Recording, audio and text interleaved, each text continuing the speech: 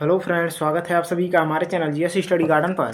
आज हम लोग पर्यावरण का प्रीवियस ईयर में आए हुए प्रश्नों को देखने वाले हैं। आप लोग पूरा वीडियो से देखिएगा और आप लोग अपना इसको कमेंट बॉक्स में जरूर आप लोग अपनी तैयारी जांच सकते हैं कि कितना आप लोगों का अभी तक तैयारी हुआ है। चलिए पहला प्रश्न देखते हैं। आप लोग अपना स्कोर कमेंट बॉक्स में जरूर बताइएगा लास्ट में। करा निम्नलिखित में से कौन बाल केंद्रित रणनीतियों को सबसे अच्छा दर्शाता है?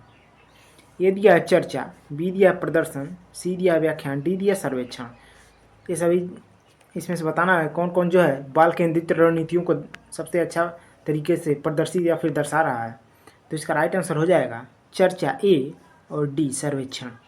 ऑप्शन थर्ड इसका राइट आंसर हो जाएगा ए और डी जो है बाल केंद्रित रणनीतियों को सबसे अच्छी तरीके से दर्शा रहे हैं। चलिए नेक्स्ट देखते हैं। देखिए करा है,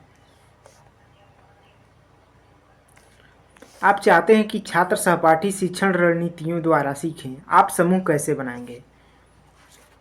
तो अगर आप लोग चाह रहे हैं कि छात्र जो है सहपाठी शिक्षण रणनीतियों द्वारा सीखे, तो आपको समूह बनाने के लिए जो है भागीदारी और सहयोग के आधार पर एक विषम समूह बनाएं। ऑप्शन सेकेंड इसका राइट आंसर हो जाएगा। चलिए फटाफट हम लोग आंसर देखेंगे। कह रहा निम्नलिखित कथन ए तथा कथन बी को ध्यान से पढ़ें तथा सही विकल्प का चुनाव करें। ये दिया है कथन लगभग 4700 वर्ष पूर्व सिंधु तथा इसकी सहायक नदियों के किनारे कुछ आरंभिक नगर फले फूले। बी करा गंगा तथा इसकी सहायक नदियों के किनारे नगरों का विकास लगभग 1500 वर्ष पूर्व हुआ। तो देखिए इसका राइट आंसर हो जाएगा ये तो सही दिया है कथन, लेकिन बी कथन नहीं सही है। तो इसका राइट आंसर हो जाएगा ऑप्शन बी, ये सही है किंतु बी गलत है। चलिए नेक्स्ट देखते हैं। कह रहा अभिकथन है थीम परिवार और मित्र ईवीएस में एक प्रमुख थीम है और पौधों और जानवरों को परिवार और मित्र के उप थीम के रूप में प्रस्तुत किया जाता है। कारण कह रहा है थीम के द्वारा मनुष्य और देखिए थीम के द्वारा मनुष्य और जीवन के अन्य रूपों की अन्योन्याश्रितता पर है। तो देखिए इसका राइट आंसर हो जाएगा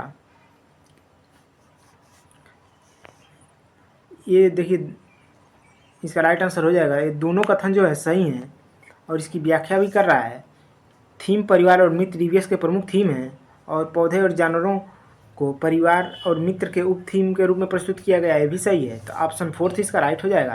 अभिकथन और कारण दोनों सही हैं और कारण अभिकथन की सही व्याख्या कर रहा है।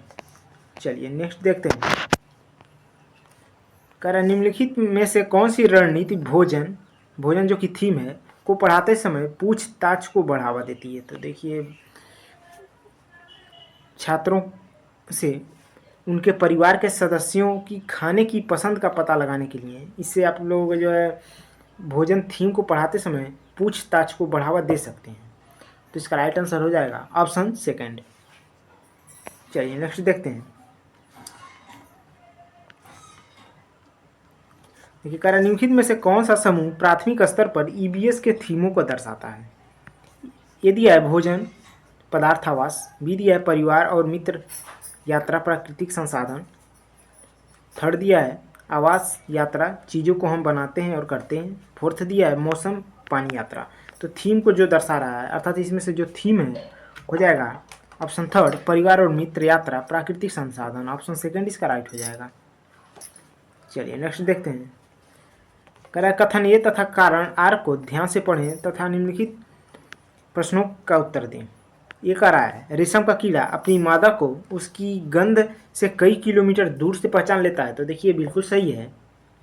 बी आर रीजन कह रहा है कुछ मादा कीड़े फेरोमोन्स छोड़ते हैं जिसके गंध को नर कीड़े पहचान लेते हैं। तो देखिए आर भी सही है, ए और आर दोनों कथन सही है और इसकी व्याख्या भी कर रहा है। तो इसका राइट आंसर हो जाएगा ऑप्शन फोर। चलिए नेक्स्ट देखते हैं। देखिए कह रहा है ईवीएस एक देखिए सीमा एक ईवीएस शिक्षिका ने सीमा जो है एक ईवीएस शिक्षिका है ने अपने छात्रों के लिए चिड़ियाघर एक क्षेत्र भ्रमण का आयोजन किया। निम्नलिखित में से कौन चिड़िया घर की यात्रा के सबसे उपयुक्त उद्देश्य होगा?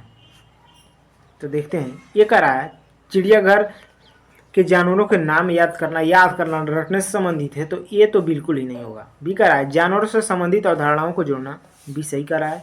सी कह रहा है प्रक्रिया कौशल को बढ़ावा देना, सी भी सही है। डी कह रहा है चिड़ियाघर में छात्रों के सीखने का आकलन, अर्थात डी भी सही है। तो बी सी डी अर्थात ऑप्शन फर्स्ट इसका राइट आंसर हो जाएगा।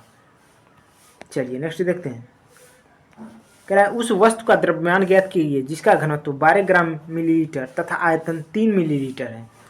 तो देखिए इसको सॉल्व करेंगे, इसका राइट आंसर आ जाएगा ऑप्शन सेकेंड 36 ग्राम। चलिए नेक्स्ट देखते हैं, कह रहा है हरियाणा के सीमांतवर्ती राज्य हैं, अर्थात उसके समीपवर्ती राज्य हरियाणा के कौन से हैं। तो देखिए इसमें जो दिया है हिमाचल प्रदेश, राजस्थान और उत्तर प्रदेश, ये जो है हरियाणा के सीमांतवर्ती राज्य हैं। तो ऑप्शन फोर्थ इसका राइट आंसर हो जाएगा। चलिए नेक्स्ट देखते हैं, कह ध्यान से पढ़ना है और कथनों को और सही विकल्प चुनना है। अभी कथन ये कह रहा है हम अधिक ऊंचाई की तुलना में समुद्र तल पर आसानी से खाना पका सकते हैं। कारण आर कह रहा है अधिक ऊंचाई पर पानी का क्वथनांक बढ़ जाता है। तो देखिए इसका राइट आंसर हो जाएगा, ये सही है लेकिन आर जो है रीजन गलत है। ऑप्शन इसका राइट आंसर हो जाएगा ऑप्शन सेकंड। चलिए नेक्स्ट देखते हैं, कह रहा है डॉक्टर मरीजों में मलेरिया की पहचान के लिए खून की जांच करने के लिए निर्देशित करते हैं। खून की जांच से क्या पता चलता है? तो देखिए मलेरिया किसी व्यक्ति को हो जाता है तो ब्लड की जांच से ये पता चलता है कि उसमें उपस्थित जीवाणुओं का पता चलता है। तो इसका राइट आंसर हो जाएगा ऑप्शन थर्ड। चलिए नेक्स्ट देखते हैं, देखिए इंपॉर्टेंट है यार। कह रहा है पक्षियों का अध्ययन करने वालों ने यह परीक्षण किया कि पक्षियों के किसी विशेष प्रजाति में नर पक्षी अपने अपने घोंसले बनाते हैं। मादा पक्षी उन सभी घोंसलों को देखती है, उनमें से उसे जो सबसे अच्छा लगता है उसमें ही वो अंडे देने का निश्चय करती है। इस पक्षी का नाम है, अर्थात नर पक्षी जो है घोंसले बनाते हैं और उसकी जो मादा पक्षी होती है वो उसको जो पसंद आता है उसी घोंसले में अंडे देती है। तो ये पक्षी है, इसका राइट आंसर हो जाएगा ऑप्शन फर्स्ट बीवर पक्षी। चलिए नेक्स्ट देखते हैं, इसको देखने से पहले अगर आप लोग अभी तक वीडियो को लाइक नहीं किए हैं तो प्लीज़ वीडियो को लाइक कर दें। अगर आप लोग अभी तक हमारे चैनल को सब्सक्राइब नहीं किए हैं तो प्लीज़ चैनल को सब्सक्राइब कर दें कि डेली हमारे चैनल पर आप लोगों के लिए प्रैक्टिस सेट मॉक टेस्ट कराया जाता है। डेली आप लोग हमारे चैनल को विजिट करते रहिए। कह रहा प्रत्येक परिवार में सदस्यों की संख्या और पानी की अनुमानित मात्रा की खपत का पता लगाने के लिए छात्र अपने घर और पड़ोसी में एक सर्वेक्षण करते हैं। इस गतिविधि के माध्यम से कौन से कौशल और प्रतिक्रियाएं विकसित की जाती हैं? तो देखिए इसमें आप राइट आंसर हो जाएगा ऑप्शन फर्स्ट पूछताछ, परिणाम निकालना और अभिव्यक्ति हो जाएगा। चलिए नेक्स्ट देखते हैं, कह रहा एनसीईआरटी की ईवीएस पाठ्यपुस्तक में एक अध्याय में वहीदा का प्रिज्म और नौसेना में डॉक्टर के रूप में उनके अनुभव का वर्णन है। इसे शामिल करने के क्या कारण है? तो देखते हैं इसका शामिल करने का क्या रीजन है। देखिए ये दिया है उनका अनुभव लैंगिक रूढ़िवादियों को चुनौती देता है।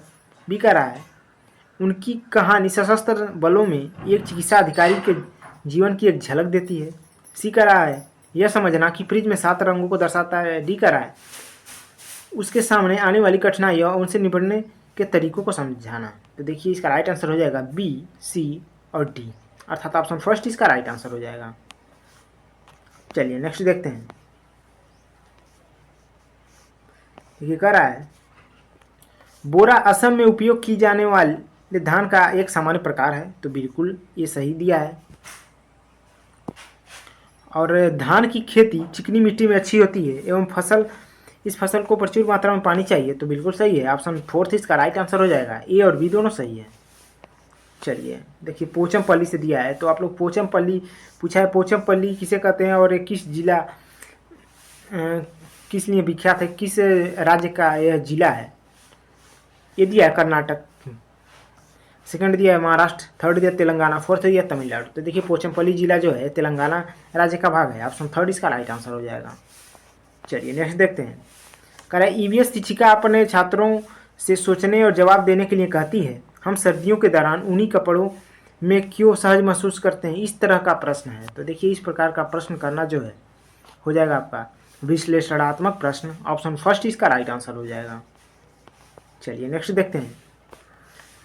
कथन ये दिया है, कह रहा है ईवीएस पाठ्यक्रम को 6 थीमों में बांटा गया है। पानी, आपसी संबंध, भोजन, यातायात, आवास एवं वस्तुएं, हम कैसे कार्य करते हैं। कथन सेकंड दिया है, ईवीएस के थीम बच्चों के जीवन के बहुत करीब है। तो देखिए अभिकथन सही दिया है, लेकिन कथन फर्स्ट गलत दिया, कथन सेकंड जो है सही है, अर्थात ऑप्शन इसका हो जाएगा, आपका हो जाएगा ऑप्शन थर्ड राइट हो जाएगा। चलिए नेक्स्ट देखते हैं। देखिए कह रहा है ईवीएस की पाठ्यपुस्तकों को विद्यार्थी स्कूल के जीवन को उनके जीवन से जोड़ने की एनसीएफ 2005 की सिफारिश को प्रतिबिंबित करना चाहिए, इसका अर्थ है। तो देखिए इसका अर्थ होता है कि पाठ्यपुस्तकें विद्यार्थियों को उनके आसपास के सभी स्रोतों के माध्यम से ज्ञान का निर्माण करने में सहायता करती हैं। ऑप्शन सेकंड इसका राइट आंसर हो जाएगा।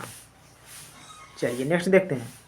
कह रहा है कथन ये कह रहा है जाइलम जल और खनिजों को जड़ों से पौधों के बाकी हिस्सों तक पहुंचाता है। तो यहाँ पर देखिए बिल्कुल सही कह रहा है। कथन बी कह रहा है फ्लोएम भोजन को पत्तियों से पौधों के विभिन्न भागों में स्थानांतरित करता है, बी अर्थात ऑप्शन फोर्थ इसका राइट आंसर हो जाएगा। चलिए इसका आंसर आप लोग कमेंट बॉक्स में बताइएगा क्या होगा। चलिए नेक्स्ट देखते हैं।